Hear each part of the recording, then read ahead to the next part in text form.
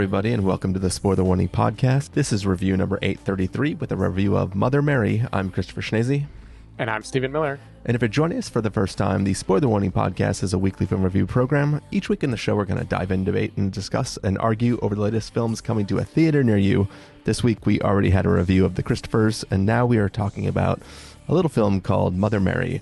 And, Stephen, second Michaela Coel film for this weekend. These films are, we were joking a little bit about having these two films back to back, but these films are technically in conversation with each other. Very much, yeah. Yeah, I mean, these are two movies about Michaela Coel with an artist interrogating what it means to give all of yourself to your art. It was actually very interesting watching the two in short succession. Yeah. It's sometimes there's a little bit of kismet in the world that lets these things work out. So I'm excited to talk about it.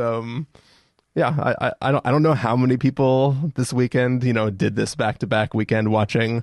But I feel like there's probably a good chance that there's a number of people that had this experience. Yeah. I don't know what the cool name for this, Barbenheimer, would be if you went back to back, a Michaela-thon. Because I can't smush the movie names together in a good way. Mother Christopher is funny for me, but yeah, Motherfer. I don't know. Yeah. But I don't know. I enjoyed the combination for sure. Yeah. It was good times. Anything you want to say before we get started? Only that I knew literally zero about this movie. I did not bother to watch anything before sitting down to watch it. So it was an interesting experience. Did you at least know David Lowery was attached to this film? I knew David Lowery. Okay. Yeah. I knew David Lowery had directed it. And I knew some vague sense of critical opinions being split on the movie, and that's all I knew. So you knew A24 and David Lowery, and that was so you knew there was a little bit, at least something weird was going to be in there. Yeah, of course, and I'm here for it. And I will go on the record and say I like David Lowery a lot, right? I feel like I've liked him even at times that you didn't like him. I've never gone back to watch Ain't Them Body Saints, so I guess I still have to do that to be a completist. But he's the kind of guy where I'm going to show up to whatever he directed. Yeah. I'm going to watch it. I'm not going to like it all the time. Mm-hmm. Yep. But you'll keep coming back for more. Yeah, I'll keep coming back. One way or another, I'll figure it out in real time whether it's going to be for me or not. And we'll do that in this episode. But definitely an interesting film. Yep. All right. Should we get into it, Stephen? Let's do it. All right. Let's take a listen to the trailer for Mother Mary and then come back and give everybody listening a review. I hadn't seen her in over 10 years. But I could tell she was coming from 1,000 miles away.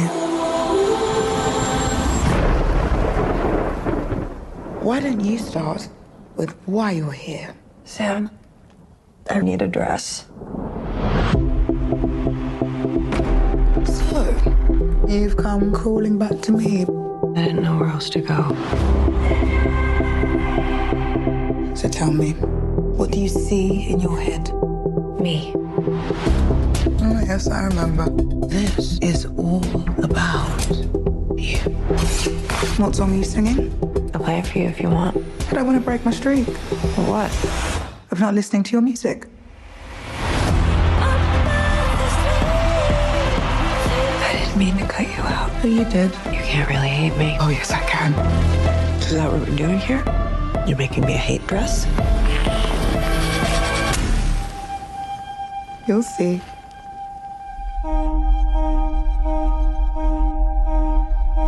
We have a connection. And I can't explain it. You think there's something inside of you? Let's cast her out. Together.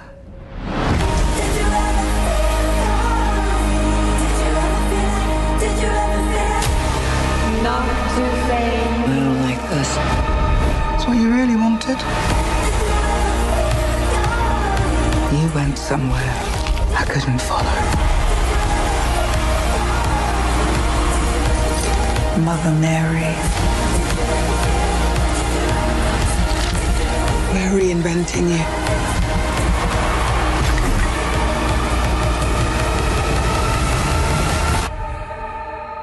There may only be one of us left standing when this is over. I know. All right, so that was the trailer for Mother Mary. It's the story of a iconic pop star named Mother Mary, who is about to go on a tour that is sort of a retour after the previous tour maybe didn't go so well.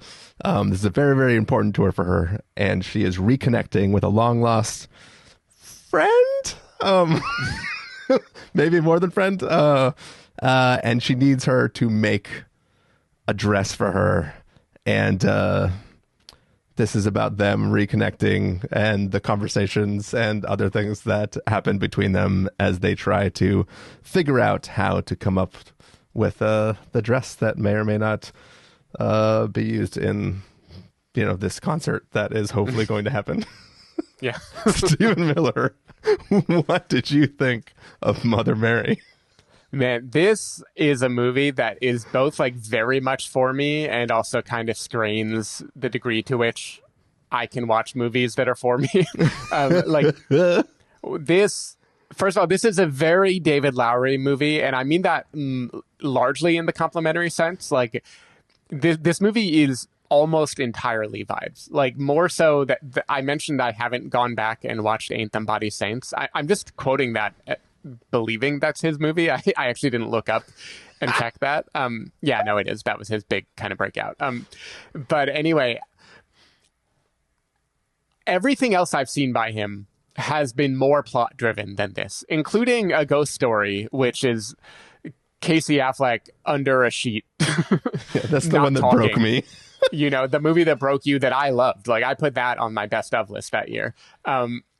This movie, it is really interesting because it is both like visually, I think, intensely interesting. Like, I thought this movie looked so cool, and the tone management that David Lowery pulls out of it is awesome. Like, I thought this had dazzling scenes. Like, if I compare this to The Bride, which no one else is doing, but I'm going to say like Hot Mess with some like dazzling footage, this is so much more complete and assured, and it knows what it wants to be, and it is that the whole way through.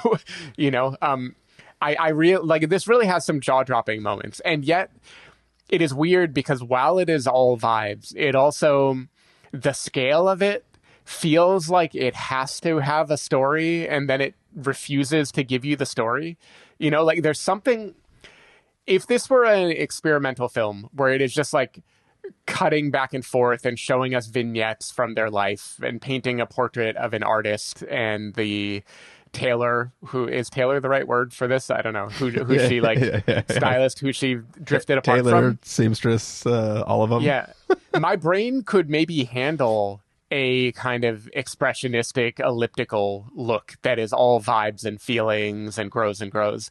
But it is taking that way of making films and putting it in a movie that is set up like the Christophers, like a two-hander that is going to be dialogue heavy and largely one location. And something about that, it was so interesting. Like, I don't actually know what I think about. I definitely didn't love this movie. Like, I felt like it sagged and I didn't know where I was for a lot of it. And there are certain sequences went on so long, by the time I ended, I was like, whoa, how long was I in that Steven, bit? I would argue the characters sometimes don't know where they are. Yeah, the characters don't always know where they are either. But I fucking respect it, and I also don't think it really totally works. Yeah. But there are things, I'm going to lead with what I liked about it. First of all, I already said, as a tone management expert, as a stylist, like, I think David Lowery has a lot of really awesome things here. Like, the mood in my mind is stellar. The music, I think, is great. Like, this is yet another movie that is kind of a mess, which Charlie XCX swoops in and is like, I'm going to give you the most like banging original music to play on top of it. Yeah. Like, who knew that this was going to be the best movie featuring Charlie XCX playing in like a cold barn in London while people are wearing sumptuous dresses that I would watch this year. Like, that rules. And also, I think the cast is great, especially Anne Hathaway. Like, I know at some point, maybe like a decade ago, 15 years ago, everyone decided it's cool to hate Anne Hathaway. She's so fucking good here. Like, there's a sequence where she is doing a dance in silence that I think is just phenomenal. It's amazing. Like, it is amazing that she pulls it off. The singing is also amazing. Like, I know it's auto-tune, obviously. I'm sure the characters is supposed to be too, but like, she nails, in my mind, there's a big gap between this kind of talky way of singing and then the shrieking vocal range, and she just nails it. And I believe her more than I believe Lady Raven, as this like this pop star. I think she's great. Michaela Coel is doing good work here too. I think her character is a bit more confused on the page, like I don't totally know what her motivations are, and she plays her with the same kind of inscrutability of her character in the Christophers, but the script isn't really giving her the same level of like oomph to use it for.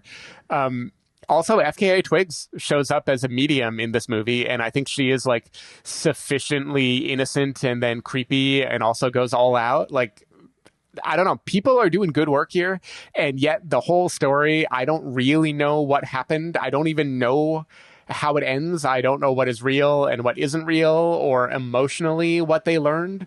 And I think that is the damning part of the script, is I don't care if I literally don't know what happened. That's fine. Like, throw me in the deep end. But even emotionally, I don't know what happened. And that's the one bit that I can't. And I've rambled for a while. I want to know how you feel, even though I assume you did not like this movie. But I want to hear it from you first.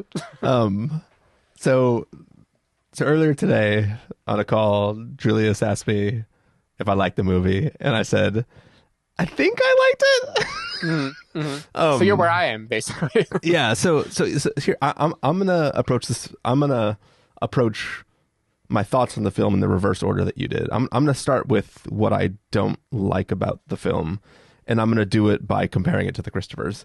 So in the Christophers, we have one character holding all the cards and one character holding none of the cards, and those two people are talking to each other, and we are learning about, we know nothing about these two characters, and we are learning about the characters through the one character we know the cards they hold, and the other character who we know they don't hold any of the cards, and we're watching them spar with each other. And we're learning about the character who holds none of the cards through the one who we know their backstory, them sparring with it. And we're learning about both characters through their kind of back and forth they get, right? So it's okay for us, the audience, to not have certain bits of information, because the characters don't have those bits of information about the other character. From the start, we know these two characters in this film have history together.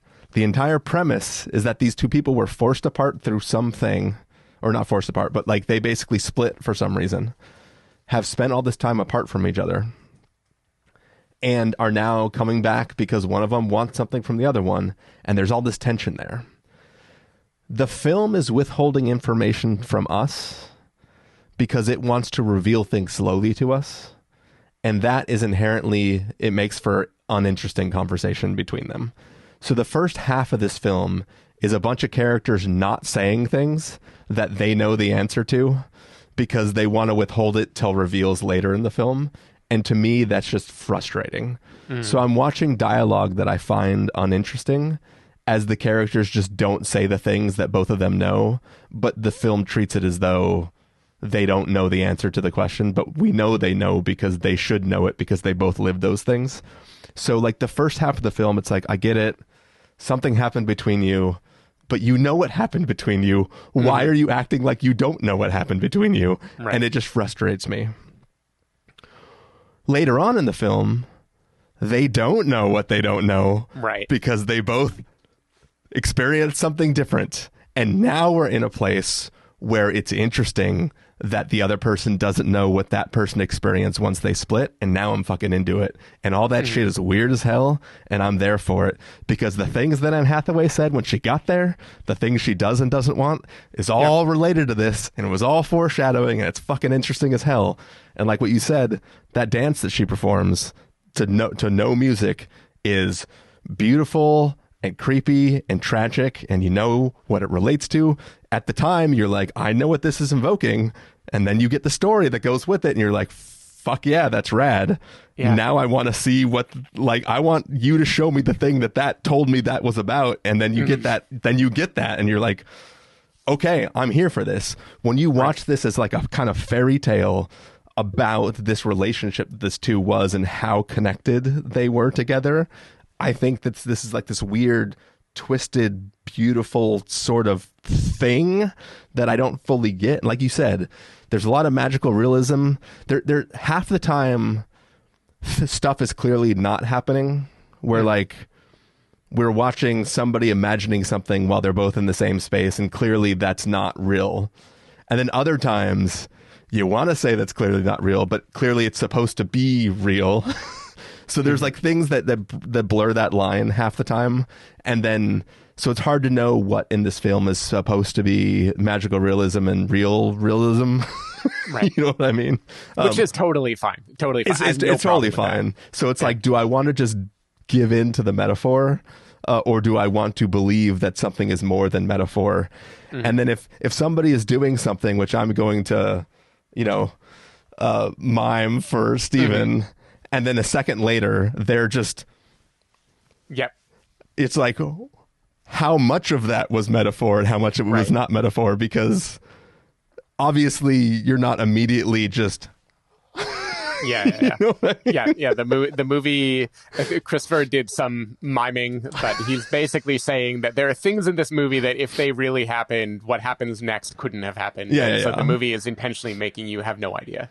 So it's like there's certain things where it's like, I like the idea of what's happening, and the imagery is really, really compelling and evocative and interesting. And like whatever their relationship was, whether it was just really, really close friendship that got broken apart, whether it was something deeper than friendship, whatever it was that they had, the idea that bond was so strong that when it broke, something more than that was whatever. Like, I really like that as a concept, and I like what this film does with it and the imagery it does with it. So the second half of this film, I was like, I think I'm vibing with this. I don't know if all of it works perfectly and I vibe with the whole thing, but like there's so much interesting stuff going on with it that I'm like, I think overall I'm kind of into this film, but I'm also kind of like, I don't know what the fuck I watched. Yeah, I think for this movie, we do have to do a spoiler section, not because we're going to like plot by plot figure it out, but the thing that leaves me knowing that I liked this more than I didn't, but also not loving this movie, is that you mentioned like you have to let go of what really happened and embrace that it's just a metaphor.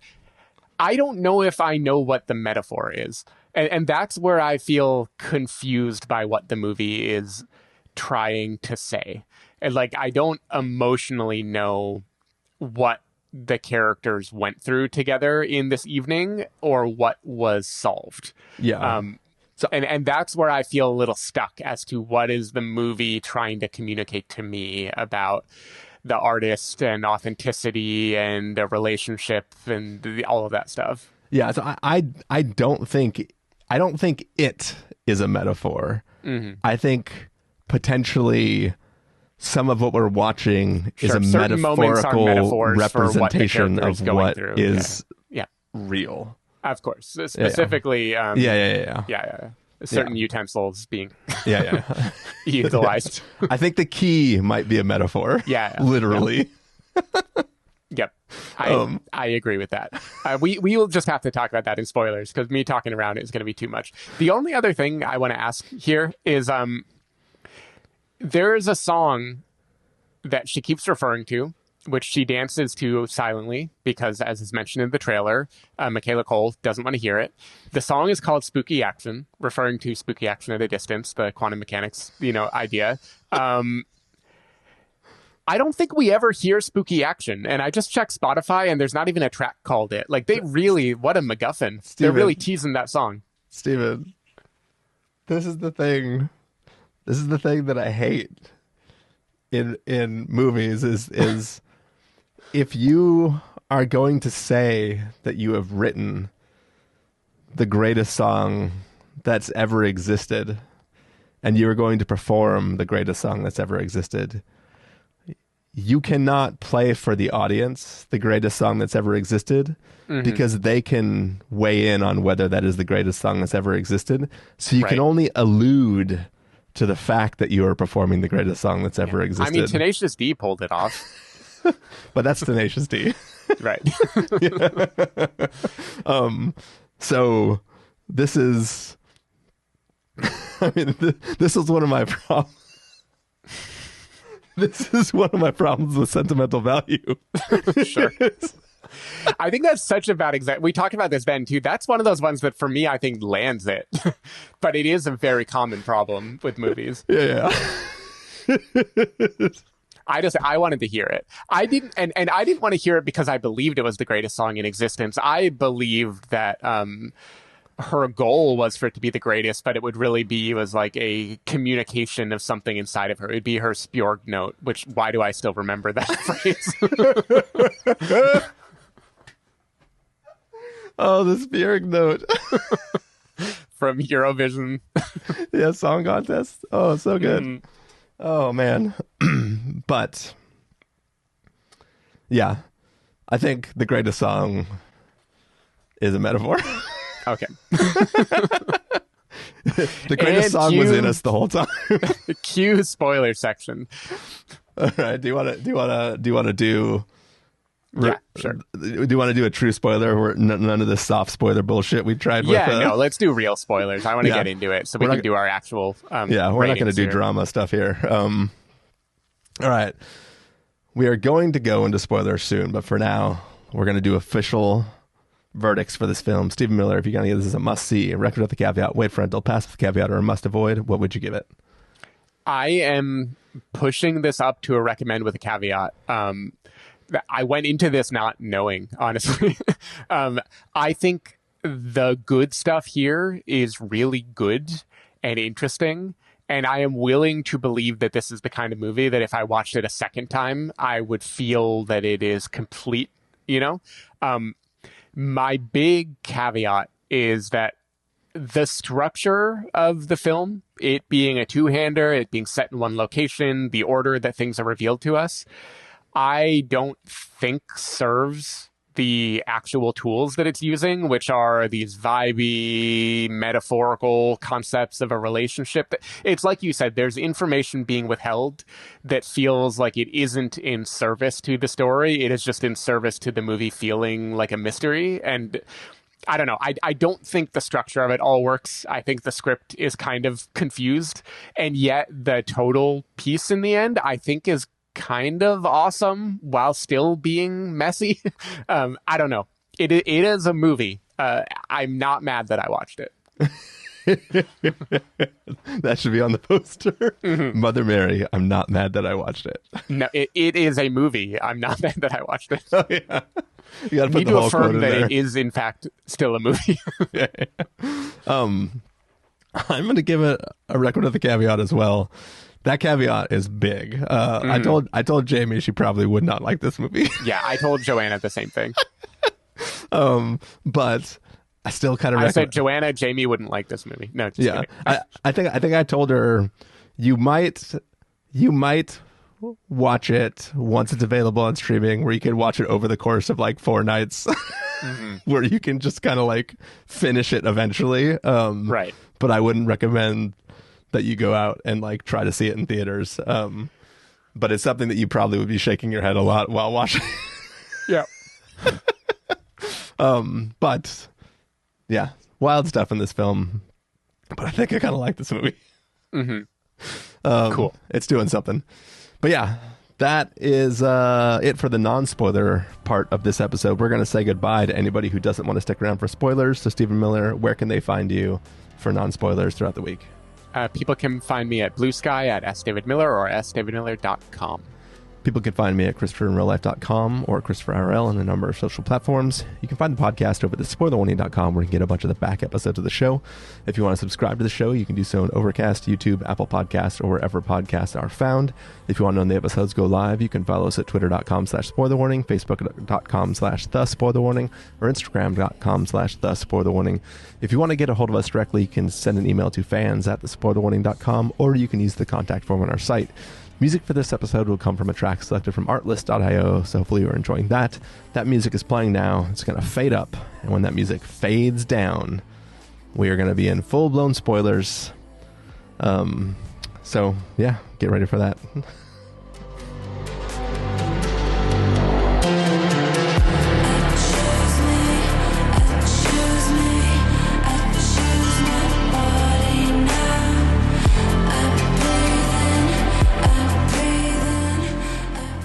All right, we are back. This is Spoiler Territory. It's the after part of a review of Mother Mary. We are sitting inside of our seance circle. We're cutting open our hands. We're getting ready to release the vagina monster. And yes. So that was my first spoiler question. Is a vagina, right? I've never seen one before. The dress at the end is definitely a vagina dress. Yeah. The monster is definitely a vagina monster. The thing in her hand is vaginal too, right? Yeah. 100%. Cool.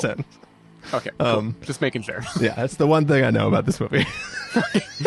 we're done with spoilers. It's the one thing that's not a metaphor. Right. Very much so. But okay, so... Actually, I think by definition, it's the only thing that's absolutely a metaphor.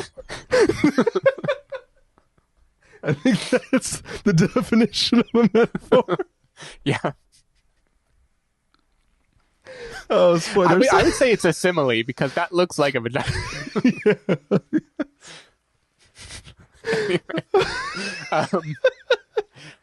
But so, okay, let's take that for granted, right? There's a lot of imagery here that I would say implies so heavily subtext, it might as well be text, that there was a romantic element to Michaela Coel and Mother Mary, Anne Hathaway. Why I mixed character name and actress name.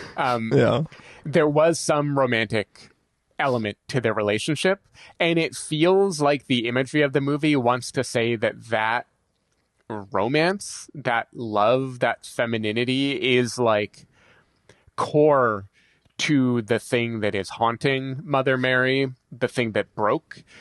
And what confuses me is if I took that, like if I set that aside, I would assume this movie is about like losing track of yourself in service of fame and needing to get it back in the end, and having the person who knew you before be the one who can rip the old self out of you, you know, get you back to who you once were. And so is it both? Is like a romantic relationship the avenue to your true self? It's like, what is this movie about? So I didn't take it as the ghost thing as being about true self. I took it as being pain and anguish of loss of someone else. Like it's pure loss, regret, fractured love that right. manifests as this spiritual poltergeist thing, right? And that is where Michaela Coel, she let it go, and Anne Hathaway never let it go, or either she blocked it out by the fame. Like there's that scene where she talks about, when I'm on stage, I absorb the love and everything else, and maybe that the fame allowed her to not need that at all. Right. So she was able to basically be fine. Michaela Coel cast it out of her, that feeling, that thing that she was missing. Anne Hathaway had it from the crowd. She didn't need Michaela Coel anymore. Michaela Coel manifested this thing, cast it out, and it traveled to the source of that pain and inhabited her. And then from that time, she was essentially haunted by it. Yeah. So it created the connection between them that they didn't have romantically or platonically or whatever it was, whether they were just like best friends or lovers. Like the ghost recreated the binding between them that they used to have as a romantic relationship or platonic relationship, because they were missing it, and the ghost created that. And then that ghostly apparition was overriding what she got from the crowd, and then basically taking all of that pain and anguish that Michaela Coel had been feeling for so long. And basically she was absorbing everything she had experienced for like the 4 years she was experiencing, like all at once, kind of in the form of this ghost thing. And then that's kind of what she was dealing with then, is kind of like my interpretation of it. Yeah, so that is a great summary and much more kind of clear than I think I could have pieced it together. My question remains, though, on an emotional level. Like, so it's a metaphor for something. And I think maybe your point is good when you describe this more as like a fairy tale or a fable. Because as a metaphor, when two people split up or a harm is done, I can see how that can live inside of you, and I can see how the other person might have anger that they let it out. That would make me think that what the movie wants to do is say, before she could go on stage again, she needed to make things right with her old friend, because she was carrying on to this sadness over the pain that she had inflicted. She has no idea that that's not just her curse that she's dealing with. Right? She is literally there because she has written this song to this ghost thing that's possessed her, because I don't know if she's trying to do maybe I'll bleep this, but I don't know if she's trying to do a Smile 2. You know what I mean? Like, is she just trying to, like, if I do this song that is the greatest song in the world, I will release this thing in so many disparate parts that everybody can handle the little bit that they'll get from this thing. Or I will do this thing that is so much joy that all of that energy will overload this thing that is inside me. I don't know what her plan was. Right. But she just knows that the dress she has does not help with what she's trying to do. But why would the dress, in her mind, not knowing that this has anything to do with Michaela Coel, why would the dress be the pivotal aspect of her releasing the song into the world? I think she just thinks that there's something not right about it, and she just knows that the only person in the world who knows her enough to make her the right thing to go with what she's trying to accomplish is Michaela Coel. I don't think she doesn't inherently know that connection, and it might be that the ghost is influencing her thought in that because of that connection. Like, Michaela Coel says she knew she was coming because she felt that. She had dealt with that thing for longer, so she might understand the connection. Anne Hathaway might just in the back of her head feel that connection and not fully understand it. You know what I mean? So it's like she was drawn. She might not even know why she's there. She might just be like, I hate this dress. Michaela Coel, let me go there. So yeah, it's not a perfect, fully fledged thought, but I think that she's drawn there. It's she's, you know. Yeah, she's like possessed, like literally. She's being pulled there, and in the fairy tale sense, it works. It's just when I think about human behavior without the magical realism, a person can be harboring anger or resentment and suppress it, and a person might be harboring like loss or grief and suppress it. But the way this movie visualizes their connection and the thing that she's holding on to, it feels almost flipped to me, because it's like Anne Hathaway, it's this thing inside of her, in her stomach, that hurts. And you know that's like a feeling, right? Like that is like the number one therapy, whatever, is like you bottle your feelings down and they grow and grow and grow. But her feeling, it seems like it isn't an I miss you or look at what it hurt me. It's like, look at what hurt you. You know, do you get what I mean? It only makes sense to me in the fairy tale sense, because in the real world, you aren't bottling down a feeling of someone else's pain. You're bottling down your pain or your relationship to that person. Yeah. And this has this like magical transference that is like beautiful to watch, but it makes me not. I fully understand the emotional reality anymore. I think she feels it as guilt rather than pain directly. And she also might just feel tortured by a thing, and she doesn't know how to stop it. It also slightly implies that she's going to do that. She wrote this song. She genuinely thinks this is the greatest song ever written, and it is either going to release her, or this is going to be the last performance she ever does. Right. She's going on a Dr. Robbie spirit quest. Yeah. So one way or another, quite literally.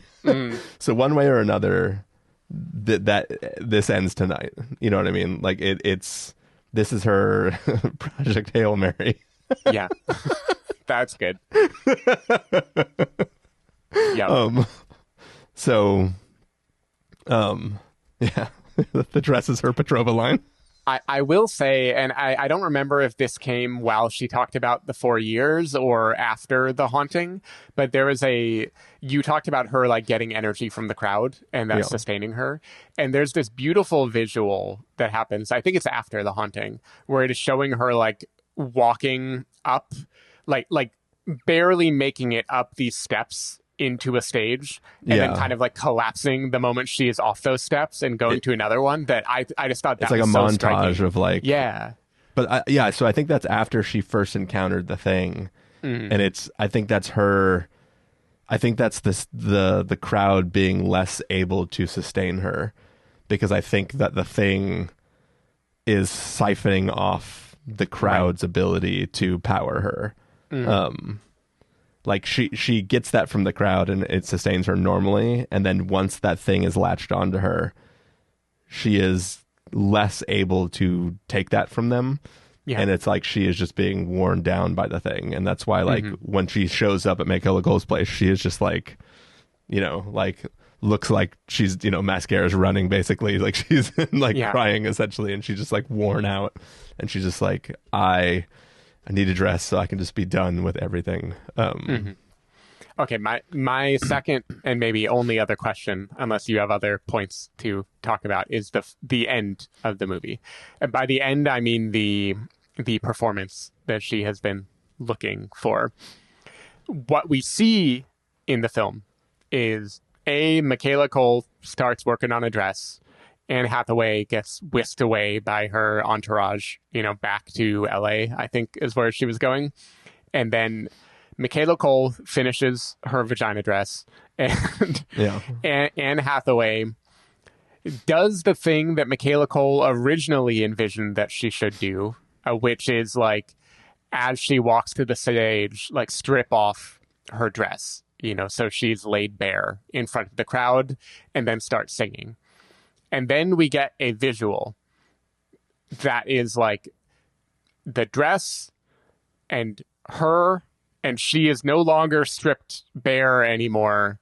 And what, I know it isn't literal, but like, what do you think that visual is meant to show us about how they have healed this in some way? Yeah. So let's forget about, let's ignore time zones. Right. And 6 minutes to midnight.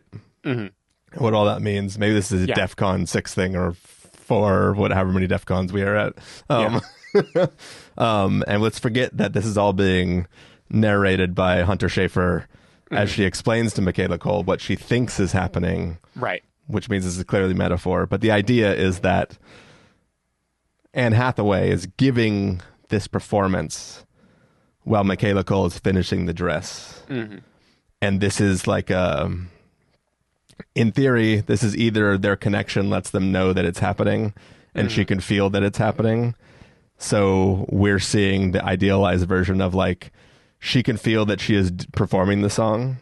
So we are seeing her vision of their connection, which is Anne Hathaway feels that she's wearing the dress that's been completed, and we're watching Michaela Coel's feeling of her wearing the dress, and they're connected because the train goes into her, and they're feeling the connection. So we're watching the metaphorical version of that.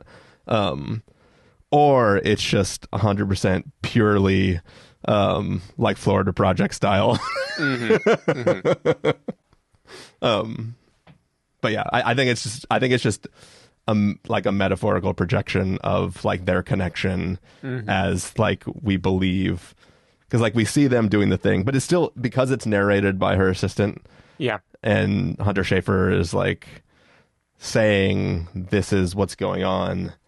I feel like she even says like I think I feel like she says I think or I imagine or something like that. So it feels like a wishful thinking sort of thing. Right. So it feels like it's a wishful thinking sort of thing. But I think the idea is we're supposed to believe that their connection lets them know that it is happening across, you know. And this is going connection back to Anne Hathaway. Love is the one thing that can transcend time and space. You're right. She did it again. It's a great final image. It's just, and I know final images don't need, even the metaphors don't need to be one-to-one or literal or whatever. You know, I get it. I was like, what a good final image. And I have no idea how to explain what I just watched. Yeah. Yeah, like I don't know what reality I live in. Hunter Schafer, it feels like a kind of big get for someone who kind of doesn't have a character in the movie except for giving that monologue at the end. There's just a lot that is kind of odd about how it's orchestrated. She lets her in the front door, remember? Yeah, no, I know. You're right. She does. That's an important step. Yeah, I mean, better than Ian McKellen. Other door. Good times. Yep. Good times. And any other things I could probably incorrectly explain to you? I don't know. I think those are the main ones. Otherwise, I'd be hard pressed to remember what happens in this movie. Like, there is a long buildup where it's just about like her trying to express what she wants out of this night, and them going through like a litany of her different looks and stuff. I don't know. There's a lot of interesting stuff here, but I think it mostly makes sense. Yeah, I will say, we know that she definitely doesn't perform that dance while singing that song, because as amazing as that dance is, like, there's no way you could sing any song in that style of music while doing those moves. But it is a very like strangely beautiful like dance. It is really remarkable. I thought it was pretty stunning. Like, I don't think this is the kind of movie that would get Oscar attention, and I'm not suggesting this, but it's just funny that like in Les Miserables, Anne Hathaway swooped in and did a kind of similar thing of like, you're just going to have like one sequence musically that is just so undeniable. People are going to just like throw accolades at you. And that is just a beautiful dance. I don't know. Yeah. I don't know what to make of it.